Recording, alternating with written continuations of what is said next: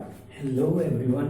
आज हम शुरू करने जा रहे हैं 12th क्लास का next lecture, that is the electrochemical series.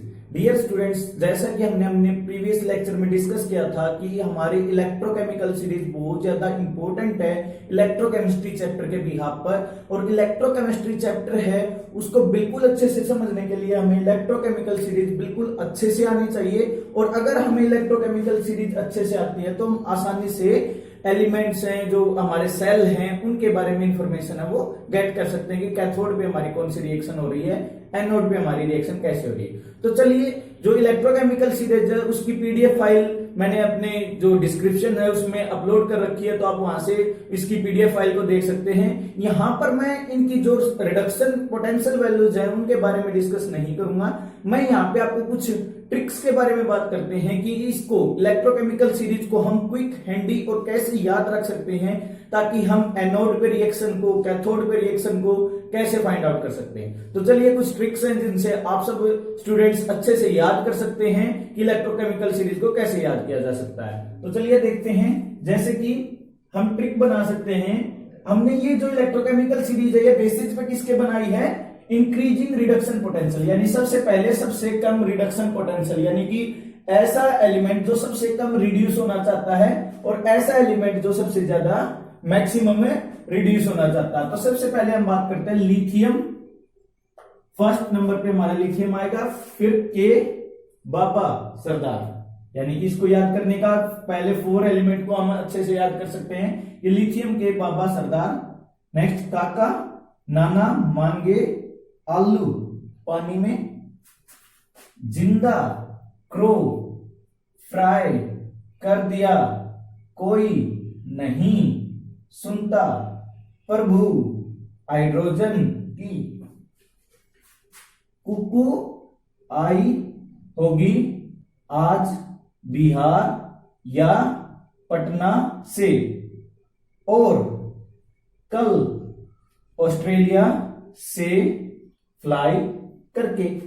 तो ये बिल्कुल सिंपल सी ट्रिक है, एक सेंटेंस हमारा बन जाता है जिसको याद करने के लिए हम आसानी से याद कर सकते हैं, जिससे हम इलेक्ट्रोकेमिकल सीरीज में ये पता कर सकते हैं कि किसका रिडक्शन पोटेंशियल कम है और कौन से एलिमेंट का रिडक्शन पोटेंशियल हमारा ज्यादा है। इस प्रकार से हम इनको आसानी से याद कर सकते हैं। यानी कि अगर हमें ये पूरा का पूरा सेंटेंस भी याद हो जाता है, इसमें 29 एलिमेंट्स हमने कवर कर लिए हैं, 29 कंपाउंड्स के बारे में हम जान गए हैं, तो इनसे अगर हमारे कंपाउंड कोई भी इलेक्ट्रोलाइटिक सेल है उसके अंदर रिडक्शन या ऑक्सीडेशन अगर हमें पता करना है 2 कंपाउंड्स के अंदर या 2 एलिमेंट्स के कंपैरिजन में, तो हम इससे आसानी से इसको प्रिडिक्ट कर सकते हैं, फाइंड आउट कर सकते हैं। चलिए, अब ये हमें फायदा कैसे देती है उसके बारे में जानने की कोशिश करते हैं।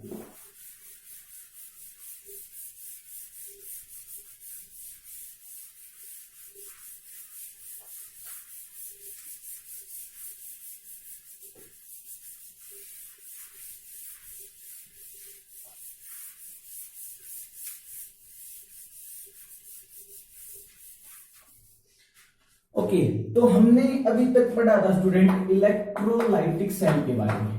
हम इलेक्ट्रोलाइटिक सेल के बारे में ही बात कर रहे थे कि इलेक्ट्रोलाइटिक सेल है वो हमारा किस प्रकार से काम करता है, कैसे हम उसको समझते हैं। हमने पहली डेफिनेशन तो इलेक्ट्रोलाइटिक सेल के स्टूडेंट क्लियर कर चुके थे, that means electrolytic cell is a cell which converts electrical energy into chemical energy. जो क्या करता है, इलेक्ट्रिकल एनर्जी को केमिकल एनर्जी के अंदर कन्वर्ट करता है, उसी को हम क्या बोलते हैं, इलेक्ट्रोलाइटिक सेल बोलते हैं। In electrolytic cell it is non spontaneous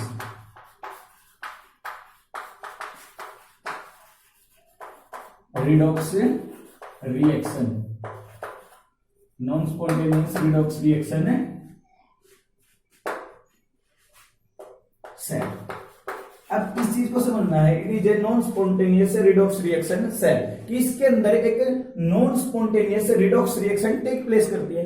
अब स्टूडेंट्स, मैंने पहले बताया था कि नॉन स्पॉन्टेनियस वर्ड का मतलब ही क्या होता है, जो अपने आप न हो वो रिएक्शन को हम नॉन स्पॉन्टेनियस बोलते हैं। अब यहां पर एक टर्म्स हम जानते हैं जो 11th क्लास में हम पढ़ चुके हैं, उस टर्म्स को हम बोलते हैं Gibbs free energy maximum students को ये टर्म्स है बहुत बार सुनी हुई है, इसको समझते हैं बिल्कुल डेफिनेशन में और बिल्कुल इजी लैंग्वेज में हम समझने की कोशिश करते हैं।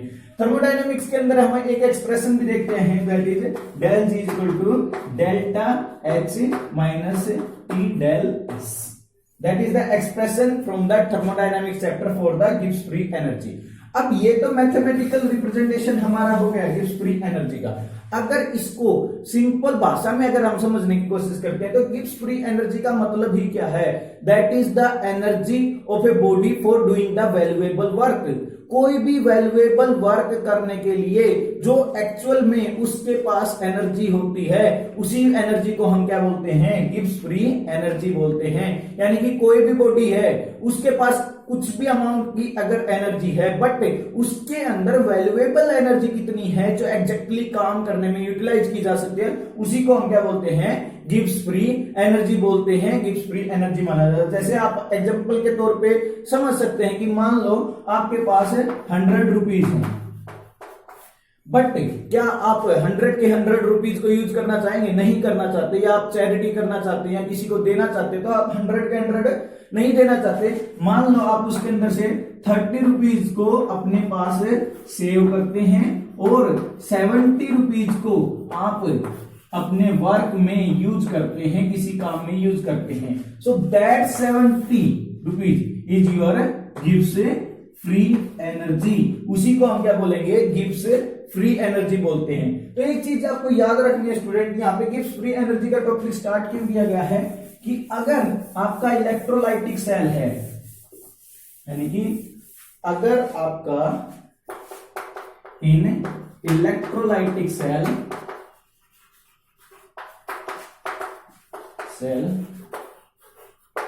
gives free energy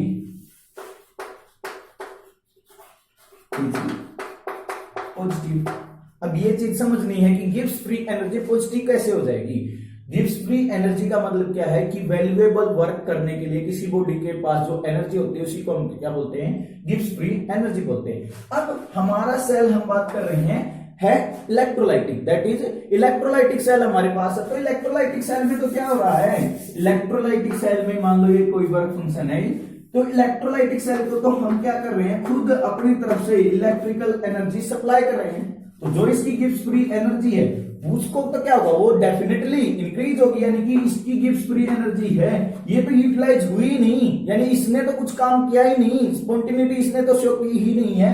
यानी इसने क्या किया है, एनर्जी यूटिलाइज की है इलेक्ट्रिकल एनर्जी मिलने की वजह से क्या हो गया, इसकी गिब्स फ्री एनर्जी है वो इंक्रीज हो गई है। That's why Gibbs free energy is positive in case of electrolytic cell. और ये रिएक्शन क्या होगी, एक प्रकार से अगर गिब्स फ्री एनर्जी पॉजिटिव होती है तो रिएक्शन क्या मानी जाती है, नॉन स्पॉन्टेनियस रिएक्शन हम बोलेंगे।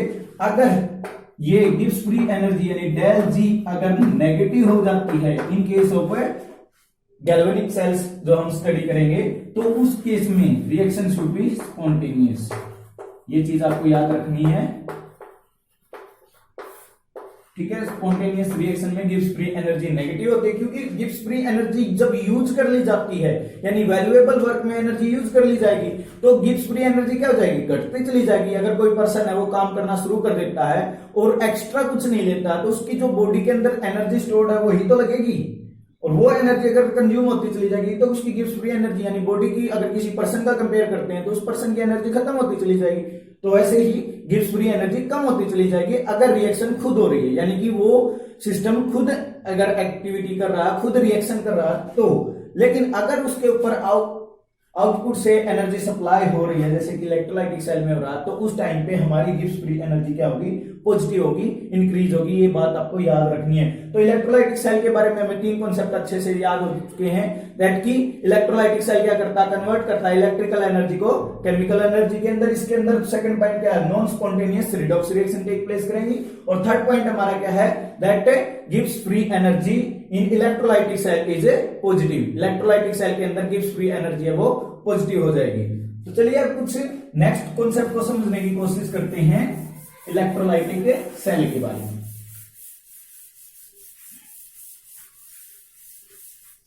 और इलेक्ट्रोलाइटिक सेल को दो एस्पेक्ट्स के बेसिस पे स्टडी किया जा सकता है। एक एस्पेक्ट होता है हमारा क्वालिटेटिव एस्पेक्ट, और सेकंड हमारा होगा that is quantitative.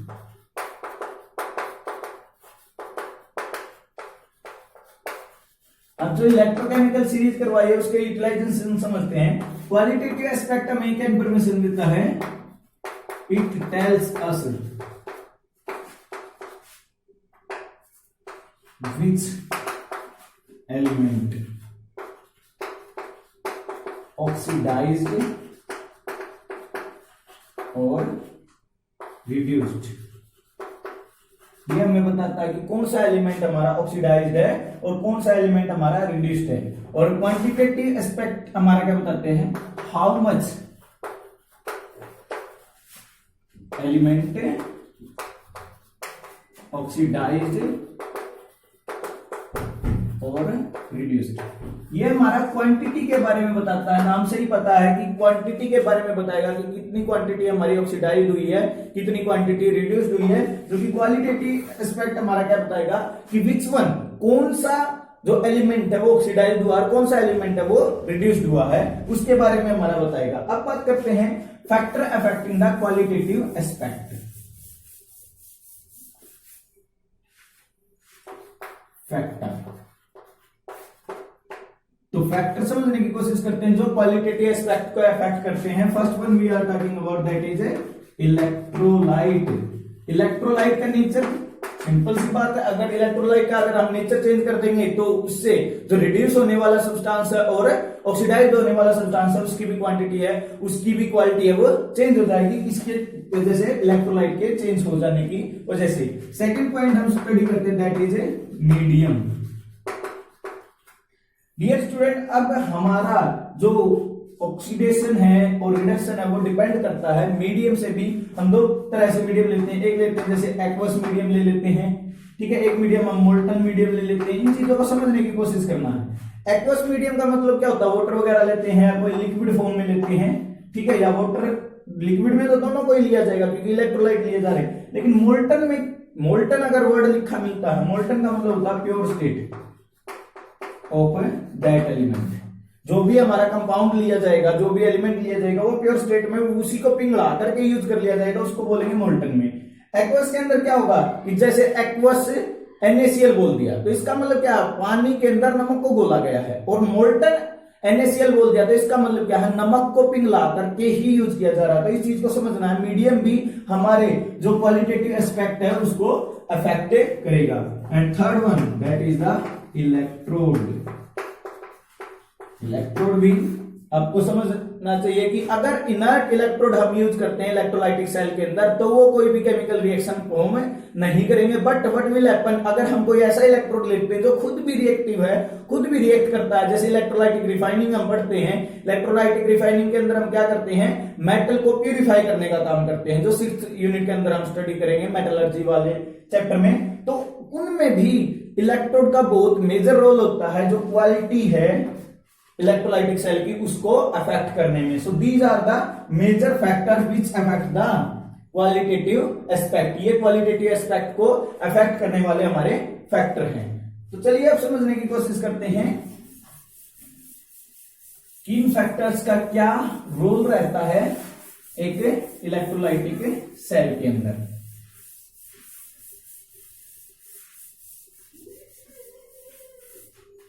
Dear student, we have already studied electrolytic cell in the case of molten NaCl. हमने इससे प्रीवियस जो लेक्चर था उसके अंदर मोल्टन NaCl को स्टडी कर लिया था। मोल्टन NaCl इलेक्ट्रोलाइट लिया था, लेकिन हमने कैथोड और एनोड के ऊपर जो रिएक्शन थी वो फाइंड आउट कर ली थी। अब व्हाट विल हैपन, अगर हम एक कंटेनर लेते हैं एंड हम सबसे पहले फिलअप करते हैं इसके अंदर इलेक्ट्रोलाइट और इसके अंदर डिप कर देते हैं इलेक्ट्रोड।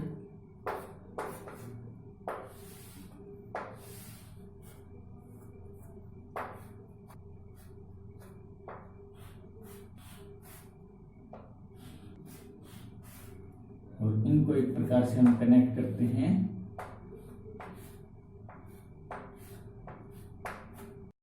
सारा नेगेटिव टर्मिनल हो जाएगा। तो अगर हमने पिछले लेक्चर को अगर आप सब ने ध्यान से देखा तो उसमें हमने क्या किया था, NaCl लिया था मोल्टन स्टेट में। तो उसमें क्या था, सिर्फ Na के पॉजिटिव और Cl नेगेटिव यही आयन हमारे प्रोड्यूस हो रहे थे। But in this case NaCl को डिजोल्व कर रखा वाटर के अंदर। तो इस केस में हमारे 3 टाइप्स के आयन बनेंगे, Na positive, Cl negative and H2O also. तो अब इसके अंदर कैथोड और एनोड की रिएक्शन हम समझने की कोशिश करेंगे। अगर कैथोड की बात करते हैं और एनोड की बात करते हैं, तो डियर स्टूडेंट आपको ऑलरेडी पता है कि कैथोड पे क्या जाते हैं, कैटायन जाते हैं। यानी कि कैथोड पे क्या होता है, नेगेटिव चार्ज होता है और इसके पास क्या जाएगा, पॉजिटिव चार्ज कंबाइन होना जाएगा और रिएक्शन क्या प्रोड्यूस करते हैं, दैट इज रिडक्शन रिएक्शन यहां पर टेक प्लेस होती है। That's so simple. एनोड पे हमारे क्या जाएंगे, एनायन जाएंगे। एनायन पे क्या चार्ज होता है, नेगेटिव चार्ज होता है। यानी कि ये नेगेटिव चार्ज स्पीशीज एनोड पे पॉजिटिव चार्ज के पास जाती हैं और इस रिएक्शन को क्या बोलते हैं, ऑक्सीडेशन रिएक्शन हमारी बोलते हैं। ओके, अब देखें कि कैटायन देखने हैं हमें इस इलेक्ट्रोलाइट के अंदर किस किस प्रकार के कैटायन है। कैटायन का मतलब पॉजिटिव पार्ट। तो अगर NaCl और H2O में पॉजिटिव कैटायन देखते हैं तो क्या क्या होंगे, Na पॉजिटिव एंड H2। और अगर एनोड के बारे में बात करते हैं तो एनायन देखते हैं हम कौन कौन से होते हैं, anion will be Cl negative and H2। अब यहां पर कंफ्यूजन इसीलिए इलेक्ट्रोकेमिकल सीरीज हमें याद करने की जरूरत है स्टूडेंट, कि अब यहां पे हमारा Na पॉजिटिव भी है और H2O भी है, Cl नेगेटिव भी है, H2O भी है। यानी कि 2 कैटायन हो गए हैं, 2 एनायन बन गए हैं। यानी वो कैटायन की तरह भी काम करेगा, एनायन की तरह भी काम करेगा। तो अब इस सिचुएशन में हम कैसे जान सकते हैं कि हमारा जो रिडक्शन है वो कौन सा कैटायन करेगा और ऑक्सीडेशन है वो कौन सा एनायन शो करेगा। तो इन सब को समझने के लिए ही मैंने आप सबको इलेक्ट्रोकेमिकल सीरीज है वो अच्छे से याद करवाई है। अगर हम बात करते हैं हमारी इलेक्ट्रोकेमिकल सीरीज को जो मैंने याद करवा था, जिसमें लिथियम के बाबा सरदार काका नाना मांगे आलू पानी में, ठीक है। तो उसमें देखो आपने इसमें देखते हैं कि वहां पर Na पॉजिटिव, अगर Na पॉजिटिव की बात करते हैं यानी सोडियम की बात करते हैं, तो सोडियम का आपने अगर उस सीरीज को याद करते उस स्टार्टिंग से अगर वीडियो में जो इलेक्ट्रोकेमिकल सीरीज थी अगर आप सब बच्चों ने लिखी है तो उसको देखते हैं, तो हमारा सोडियम कौन से नंबर पे आता है, that comes on the 6th number, ठीक है। और अगर हम H2O की बात करते हैं, पानी में जो पानी वर्ड यूज किया गया था, तो ये हमारे कौन से नंबर पे आता है, that comes on the 9th number.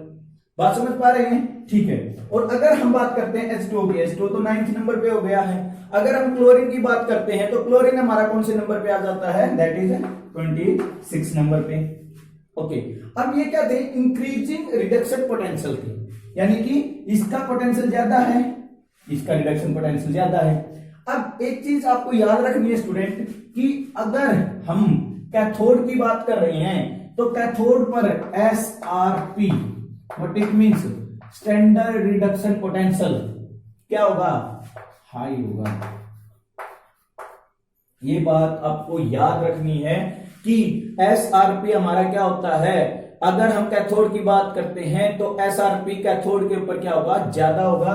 और एनोड की बात करते हैं तो एनोड पे SRP लो होगा। ये बात याद रखनी है स्टूडेंट, मोस्ट इंपोर्टेंट है कि SRP कैथोड पे हमेशा हाई वाला काउंट किया जाएगा। इन दोनों में से यानी अगर देखना तो जिसका SRP ज्यादा होगा कैथोड पे, जिसका SRP ज्यादा है जिस आयन का, उसको ही हम रिएक्शन में यूज करेंगे, यानी कि वही हमारा क्या होगा, रिड्यूस होगा। SRP high that will reduce, वही रिड्यूस्ड होगा। और जिसका SRP लो वो क्या होगा, एक प्रकार से ऑक्सीडाइज्ड होगा। तो अब यहां पे देखते हैं इन दोनों में SRP किसका ज्यादा है, H2O का SRP क्या हमारा एक प्रकार से ज्यादा है। तो H2O की हम क्या करवाते हैं, रिडक्शन रिएक्शन करवाएंगे, 2op। रिडक्शन का मतलब क्या होता है? That is a gain of A electron. अगर ये गेन ऑफ इलेक्ट्रॉन करता है so what it will produce. हमारा एक प्रकार से अगर इसकी रिएक्शन हम करवाते हैं तो अगर ये इलेक्ट्रॉन को गेन करता है तो what it will produce? It will produce H2 plus 2O2 plus OH। OH ion produce करेगा, दैट्स इट। और अगर इसको बैलेंस करते हैं तो 2OH आयन हमारे हो जाएंगे, ठीक है। यहां पर 2 लगा देते हैं, दैट्स इट, ठीक है। ये हमारा क्या हो गया? रिडक्शन रिएक्शन हो गई है। किसके लिए? वाटर के केस में। क्यों? क्योंकि यहां पे वाटर का रिडक्शन पोटेंशियल क्या है? ज्यादा है एज कंपेरिजन टू सोडियम। और ये बात हमें कहां से पता चली? इलेक्ट्रोकेमिकल सीरीज से। अगर यहां पर देखते हैं एनोड के ऊपर, ठीक है, अगर हम एनोड पे समझने की बात करते हैं तो एनोड पे हमारा क्या है? रिडक्शन पोटेंशियल कम है वाटर का और रिडक्शन पोटेंशियल ज्यादा है किसका? क्लोरीन का। तो एनोड पे ऑक्सीडेशन के लिए ऑक्सीडाइज कौन होगा? हमारा इस केस में भी हमारा वाटर ही ऑक्सीडाइज हो जाएगा। अगर हम रिएक्शन लिखते हैं तो ये क्या हो जाएगी? H2O और ये प्रोड्यूस करेगा that is O2, oxygen plus 4 electron plus 4 hydrogen H positive. और इसको हम क्या करेंगे? 2 से मल्टीप्लाई करेंगे बैलेंसिंग के लिए। बात समझ पा रहे हैं? तो हमारा इससे क्या पता चल रहा है कि इससे जो कैथोड है यानी कि एट कैथोड, ये हमारा क्या है? At cathode. कैथोड पे हमारा क्या हो रहा है? हाइड्रोजन गैस लिबरेट कर रही है। और एट एनोड, एनोड पे हमारा क्या हो रहा है? एनोड पे हमारी ऑक्सीजन गैस है वो लिबरेट कर रही है। कब? जब हम एक्वस NaCl लेते हैं किसके? प्लेटिनम रोड के साथ। तो ये हमारा एक प्रकार से समझने में मदद करता है। कौन? इलेक्ट्रोकेमिकल सीरीज ने इसमें इस टॉपिक में हमारी बहुत मदद की है। किस चीज को समझने के लिए? कि हमारा अगर 2 आयंस बनते हैं, अगर 2 आयंस ले लेते हैं तो उसमें से ऑक्सीडेशन किसका होगा और रिडक्शन किसका होगा। इस प्रकार से हम क्या कर सकते हैं? इलेक्ट्रोकेमिकल सीरीज को यूज करके क्या फाइंड आउट कर सकते हैं?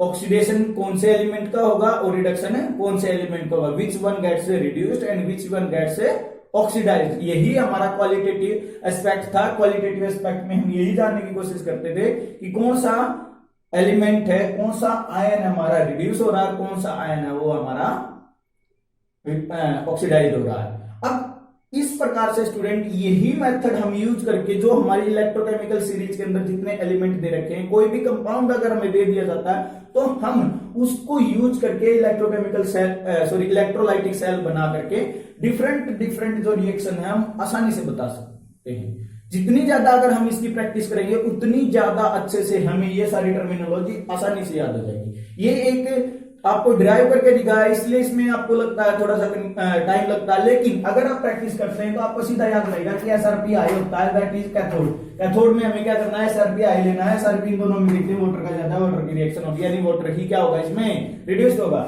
अगर हम बात करते हैं एनोड के ऊपर, एनोड के ऊपर क्या रहा है? यानी कि ऑक्सीडेशन जो भी हमारा SRP है, स्टैंडर्ड रिडक्शन पोटेंशियल, वो लो होना चाहिए। तो लो किसका रहेगा? वाटर का रहेगा। तो वाटर ही ऑक्सीडाइज होगा और वाटर ही रिड्यूस्ड होगा हमारे NaCl का सॉल्यूशन में डिसोल्व इन वाटर, जब इसको पानी में डिसोल्व करके यूज किया जाएगा एक इलेक्ट्रोलाइटिक सेल की फॉर्म में। तो इस प्रकार से हम इलेक्ट्रोकेमिकल सीरीज को यूज करके डिफरेंट काइंड के इलेक्ट्रोलाइटिक सेल के अंदर कौन सा एलिमेंट ऑक्सीडाइज होता है, कौन सा रिड्यूस्ड होता है, इसको फाइंड आउट करेंगे और ट्राई करेंगे कि आप 5 से 6 एग्जांपल अपनी तरफ से खुद बना के देखें कि कौन सा एलिमेंट रिड्यूस हो रहा है, कौन सा एलिमेंट ऑक्सीडाइज्ड हो रहा है। जब आप प्रैक्टिस करेंगे तो ये चीजें आपको बिल्कुल हैंडी हो जाएंगी, बिल्कुल आसानी से आप सब याद कर पाएंगे। Thank you student for watching this video. Thank you.